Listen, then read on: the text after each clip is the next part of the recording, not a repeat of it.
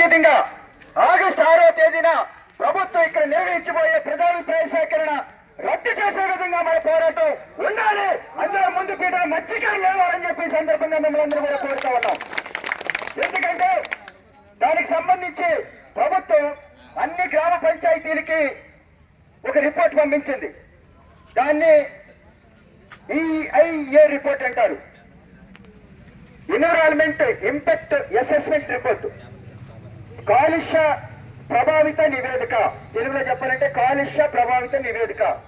ఆ నివేదిక కావాలని ప్రభుత్వం తనకు అనుకూలంగా మార్చుకొని ఇక్కడ బల్క్ డ్రగ్స్ కంపెనీ పెట్టడానికి ప్రాంతం అంతా అనువైనటువంటి ప్రాంతం. ఇప్పుడు టెక్నాలజీ బాగా అభివృద్ధి అయింది. మేము జీరో పొల్యూషన్ తో ఈ కంపెనీని ఏర్పాటు చేయదలిసాం అని చెప్పేసి అందరూ ప్రకటించారు.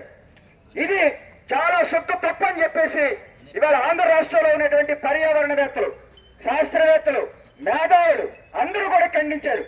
ప్రభుత్వం ఏదైతే EIA రిపోర్ట్ ప్రవేశపెట్టిందో ఈ రిపోర్ట్ అంతా కూడా తప్పులు తడక కావాలని కంపెనీలను ఏర్పాటు చేయడం కోసం వాళ్ళకి సపోర్ట్ గా, వాళ్ళకి మద్దతుగా ఈ రిపోర్ట్ తయారు చేశారు.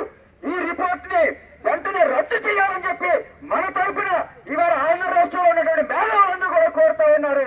మనం కూడా ఆ రిపోర్ట్ ని వ్యతిరేకించాలని చెప్పి సందర్భంగా మిమ్మల్ని అందరూ కూడా కోరుతా ఉన్నాం.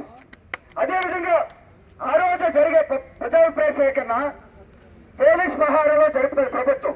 కానీ ఎవరు కూడా భయపడాల్సిన అవసరం లేదు. ఎందుకంటే